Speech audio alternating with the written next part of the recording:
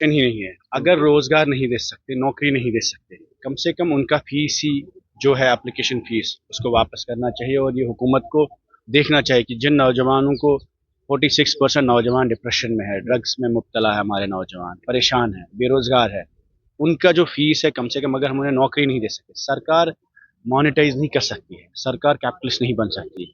हुकूमत का इंस्टीट्यूशन, ये कौम के इंस्टीट्यूशन, अगर मेरा एग्जाम में मैंने 2,000 3,000 रुपए से कहीं उठा के लाया है, लोगों के पास पैसा ही नहीं होता है फॉर्म भरने के लिए, बेरोजगार लड़कों को 50 करोड़ वसूल करना अपनी हुकूमत से मुझे लगता है नाइंसाफी है। और हमें ये फीस वापस करना चाहिए। हुकूमत से भी अपील है, 50 करोड़ रुपया जो नौजवानों का पैसा है हमें उनको वापस देना चाहिए। सास की जो स्कीम है ये ऑनलाइन है, जब आप इस स्कीम को पढ़ेंगे तो इसमें बिल्कुल क्लियरली मेंशन है कि जो यहाँ के रिसोर्सेज है जिसपे आपकी इन्वेस्टमेंट्स होंगी इस स्कीम में, तो वो फिर उस पर आपका कंट्रोल बहुत कम रहेगा उस जमीन पे।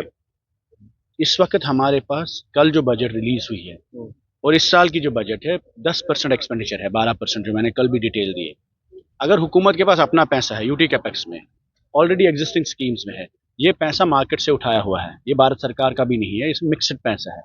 और आप जब ये कैपिटलिज्म का कॉन्सेप्ट है कि फंडिंग आ रही है और जम्मू कश्मीर ऐसी स्टेट है जो ऑलरेडी फ्रेजाइल है एब्रोगेशन के बाद, तो लोन उठाने की जरूरत क्या है? हम क्यों लोन उठाएंगे? लोगों से पूछ के उठाएंगे। आप इंफ्रास्ट्रक्चर डेवलप करेंगे, आप होटल्स बनाएंगे, आप मॉल्स बनाएंगे, कॉम्प्लेक्सेस बनाएंगे, ग्राउंड्स बनाएंगे, स्टेडियम्स बनाएंगे, और फिर आप उनको भेजेंगे क्योंकि आपके पास पैसा चुकाने के लिए जरिया ही नहीं है। इस वक्त जो श्रीनगर से जम्मू आने के लिए हम हाईवे पे आते हैं, आप भी टोल काटते हैं, 700 रुपया टोल होता है, घर घर टोल लगेगा यहाँ पर। पता ही है कहाँ से रेवेन्यू इकट्ठा होता है। हमारे पास एक कैश स्टार्व्ड स्टेट है, हमारे पास पैसा है नहीं। बच्चों का 50 करोड़ रुपया खाया फॉर्म भरने के नाम पे, पैसा आएगा नहीं।